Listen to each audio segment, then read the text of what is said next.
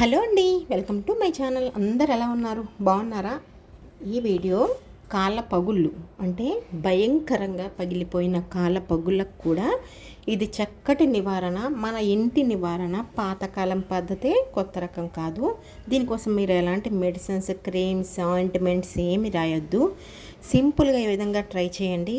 మీ కాళ్ళ పగుళ్ళు అన్నది ఈజీగా తగ్గిపోతుంది. మీకు ఎలాంటి ఇబ్బంది కూడా ఉండదు, నొప్పి కూడా రాదు. అలాగే అవి తగ్గిపోయినట్టు మీకు తెలియదు. ఆ విధంగా తగ్గిపోతుంది.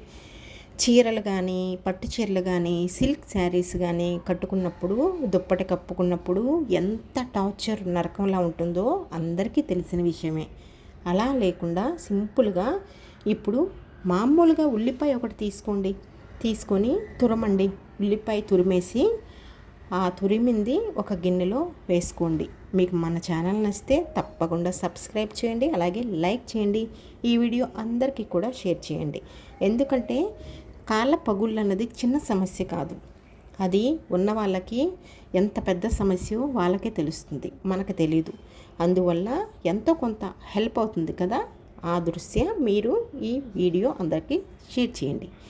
ఇప్పుడు వెల్లుల్లిపాయ తీసుకున్నాం కదా. తీసుకున్న ఈ వెల్లుల్లిపాయలు 3 రెమ్మలు తీసుకొని అది కూడా తురుముకోవాలి. దయచేసి మిక్సీలో వేయొద్దు. ఎందుచేతనంటే మిక్సీలో మనం చట్నీస్ వేసుకుంటాం కాబట్టి కారంగా ఉంటుంది. మనం ఎంత క్లీన్ చేసినా కారం అన్నది ఉంటుంది. ఇది మనం రాసుకోవాలి కదా. అందువల్ల కష్టమైన తురమండి. తురిమిన తర్వాత వెల్లుల్లిపాయలు కూడా 3 తురుముకున్నాం కదా, అది కూడా తీసుకొని మనం ఉల్లిపాయ వేసుకున్న గిన్నెలోనే ఆ వెల్లుల్లిపాయ పేస్ట్ కూడా వేసేసేయండి.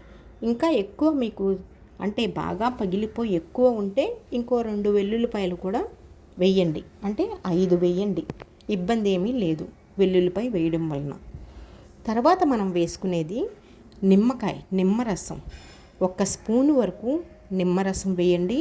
ఇప్పుడు సమ్మర్ కాబట్టి ఎంత మంచి నిమ్మకాయలు తెచ్చినా జ్యూస్ సరిగ్గా రావట్లేదు. అయినప్పటికీ 1 నిమ్మకాయ కట్ చేసి అది 1 స్పూన్ నిండా నిమ్మరసం వేయండి. వేసిన తర్వాత ఇప్పుడు మనం కలుపుదాం. 3 ఒకసారి బాగా మిక్స్ చేయండి. చాలా బాగుంటుంది. టిప్ తప్పకుండా మీరు ట్రై చేస్తారన్న ఆశతో నేను ఈ వీడియో చేస్తున్నాను. చూసి వెళ్ళిపోకుండా కాళ్ళ పగుళ్ళు ఉన్నవాళ్ళు ట్రై చేయండి దయచేసి. తర్వాత మనం వేసుకునేది బేకింగ్ సోడా. చాలా బాగా మీకు బేకింగ్ సోడా రిజల్ట్ తీసుకొని వస్తుంది. ఇబ్బంది ఏమీ ఉండదు, అంటే సైడ్ ఎఫెక్ట్స్ ఏమీ ఉండవు. బేకింగ్ సోడా మీకు పేరు కూడా చూపిస్తాను చూడండి. ఇదే బేకింగ్ సోడా. కొద్దిగా వేసుకోండి. నేను 1/4 టీ స్పూన్ వేసాను, అంత సరిపోతుంది. అంతకన్నా ఎక్కువ అవసరం ఉండదు. ఇలా వేసిన తర్వాత ఒకసారి మళ్ళీ కలుపుకుందాం. బేకింగ్ సోడా వేసిన తర్వాత కొంచెం మనకి నురగలాగా వస్తుంది. కలిపిన తర్వాత ఆ నురగ పోతుంది. ఇప్పుడు మనం పసుపు వేసుకోవాలి. 1 స్పూన్ నిండా పసుపు వేసుకోండి. స్పూన్ అంటే పెద్ద స్పూన్ కాదండి, చిన్నది. దాంతో పసుపు వేసుకోండి. పసుపు వేయడం వలన ఎలాంటి ఫంగల్ ఇన్ఫెక్షన్ చేరకుండా మీకు అక్కడ చాలా ఈజీగా తగ్గిపోతుంది అన్నమాట. అంటే మిగిలిన కార్యక్రమం పసుపు చూసుకుంటుంది మీరు అక్కడ అప్లై చేసిన తర్వాత. పసుపు చాలా మంచిది కూడా, అందువల్ల పసుపు వేసి కలపండి. ఆ తర్వాత మనం వేసుకునేది కోల్గేట్ పేస్ట్. ఇది ఖచ్చితంగా మీరు వేయాలి. ఎంత వేయాలి అంటే 1 బ్రష్కి మనం ఎంత వేసుకుంటామో అంత వేస్తే సరిపోతుంది. పేస్ట్ వేసిన తర్వాత మరొక్కసారి మనం కలుపుకోవాలి. ఇలా కలిపితే మనకు అన్నీ కూడా కలిసిపోతాయి. ఇలా కలిసిపోయిన తర్వాత ఇప్పుడు ఈ మిశ్రమం మొత్తం మనం తయారైపోయింది కదా, పక్కన పెడదాం. పక్కన పెట్టి ఒక పెద్ద టబ్ కానీ, పెద్ద బేషన్ కానీ ఇలాంటివి తీసుకొని ఇందులో ఇందాక మనం నిమ్మరసం పిండుకున్నాం కదా, ఆ బద్ద మిగిలిపోయింది కదా, దాన్ని చిన్న ముక్కలుగా కట్ చేసుకొని ఆ బేషన్లో వేసేసుకోండి. వేసిన తర్వాత ఇందులో మనం వేసుకోవాల్సింది బేకింగ్ సోడా. ఇందులో 1 స్పూన్ వరకు బేకింగ్ సోడా వేయండి.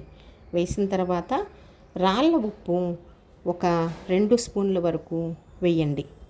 ఆ తర్వాత షాంపూ వేసుకోవాలి. ఏ షాంపూ మీరు వాడుతున్నారో, ఇంట్లో ఏది అందుబాటులో ఉందో ఆ షాంపూ 1 అందులో వేసేసేయండి. ఇందులో వేడి నీళ్ళు మాత్రమే పోసుకోవాలి. అంటే మీ శరీరానికి తగ్గట్టుగా మీరు తట్టుకునే విధంగా ఉన్న నీళ్లు చూసుకొని అందులో పోయండి. అలా పోసిన తర్వాత ఎంతవరకు పోయాలి అంటే కాళ్ళు మునిగేంత వరకు చూసుకొని పోయండి. ఇప్పుడు ఏ మనిషికైతే అంటే మీరు ఒక్కసారి చేత్తో కలపండి మొత్తం. రాళ్ళ ఉప్పు, అలాగే మనం వేసిన షాంపూ, బేకింగ్ సోడా, నిమ్మకాయ ఇవి కలిసే విధంగా కలిపిన తర్వాత ఏ మనిషికైతే కాళ్ళ పగుళ్ళు, కాళ్ళ నొప్పులు, కాళ్ళ తిమ్మిర్లు, అలాగే కాళ్ళకి సంబంధించి సమస్య ఉన్నవాళ్ళు ఇది మీరు ఆ కాళ్ళు అందులో పెట్టండి. కాలు పూర్తిగా మునిగేంత వరకు నీళ్లు మీరు కూడా పోయండి. వాళ్ళని కూడా కాళ్ళు అటు ఇటు కదిలించమని చెప్పండి.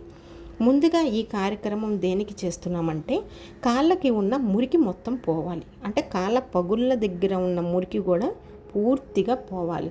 అలా పోవాలంటే ఇలా వేడి నీళ్ళల్లో కాళ్ళు పెట్టి ఆ తర్వాత ఈ నిమ్మ చెక్కలు అందులో వేసాం కదా, ఆ నిమ్మ చెక్కలతో కాళ్ళ పగుళ్ళు ఎక్కడైతే ఉన్నాయో అక్కడ సున్నితంగా, గట్టిగా కాదండి, సున్నితంగా రుద్దాలి. అప్పుడు ఆ కాళ్ళ పగుళ్ళకి ఉన్న మురికి మొత్తం వదిలేస్తుంది.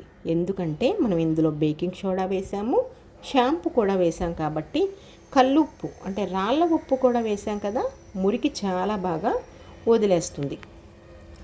ఇంకొక లాభం కూడా ఉంది. ఏంటంటే మనకి అక్కడ ఆ కాళ్ళ పగుళ్ళ దగ్గర చాలా గట్టిగా ఉంటుంది. ఇలా చేయడం వలన మెత్తపడుతుంది ఆ శరీరం, అక్కడ భాగం మెత్తపడుతుంది. మెత్తపడి మనం ఇప్పుడు రాసుకునే ఈ పేస్టు దాని లోపలికి ఇంకుతుంది. ఇంకే మీకు త్వరగా తగ్గడానికి, నొప్పి లేకుండా, అలాగే మంట లేకుండా పూర్తిగా తగ్గిపోవడానికి మీకు సహకరిస్తుంది అన్నమాట. దానికోసం ఇప్పుడు మనం తయారు చేసుకున్న పేస్ట్ మొత్తం కూడా బాగా అప్లై చేయండి. కొంచెం మందంగా, చిక్కగా, ఎక్కడైతే మడమలు బాగా పగిలిపోయినాయో అక్కడ బాగా మీరు అప్లై చేయాలి. అప్లై చేసేసి 1 గంట 2 గంటల వరకు కవర్ చుట్టేసి వదిలేసేయండి. ఇంకా మీరు కదిలించొద్దు. లేదు రాత్రంతా మేము ఉంచుకుంటాం అంటే మీ ఇష్టం, ఇంకా మంచిది, ఉంచండి. ఒక కవర్ చుట్టేసుకోండి. ఆ తర్వాత క్లీన్ చేసుకునేటప్పుడు మాత్రం మళ్ళీ సేమ్ అదే ప్రాసెస్. ఒక బేషన్ తీసుకొని దాంట్లో నిమ్మరసం, ఉప్పు, షాంపూ, బేకింగ్ సోడా, గోరువెచ్చని నీళ్ళు వేసి సేమ్ అట్లానే మీరు కాళ్ళు మళ్ళీ క్లీన్ చేసుకోవాలి. అంతేగాని డైరెక్ట్గా వెళ్ళిపోయి పంపు కింద కాళ్ళు పెట్టొద్దు. ఓకేనా? ఇలా చేసిన తర్వాత మళ్ళీ అందులోనే నిమ్మబద్దలు ఉంటాయి కదా, ఆ నిమ్మబద్దలతో ఎక్కడైతే మీరు ప్యాక్ వేసుకున్నారో మడమ పగుళ్ళకి అక్కడ రుద్దండి. సున్నితంగా రుద్దాలి. స్పీడ్గా, గట్టిగా ఏమాత్రం చేయకూడదు. స్లోగా, స్మూత్గా చేయాలి. ఇలా చేయడం వలన మీకు పూర్తిగా తగ్గుముఖం పట్టేస్తాయి. కానీ ఈరోజు తగ్గవు, రేపు చేయండి, ఎల్లుండి చేయండి. 3 రోజుల్లో మీకు చాలా వరకు నయమైపోతాయి. పగుళ్ళన్నవే ఉండవు. చాలా వరకు మీకు రిలాక్స్ అయిపోతారు. రక్త ప్రసరణ కూడా జరుగుతుంది కాబట్టి మీ కాళ్ళు కూడా చాలా బాగుంటాయి. అందరికీ షేర్ చేయండి, లైక్ చేయండి, మన ఛానల్ సబ్స్క్రైబ్ చేయండి.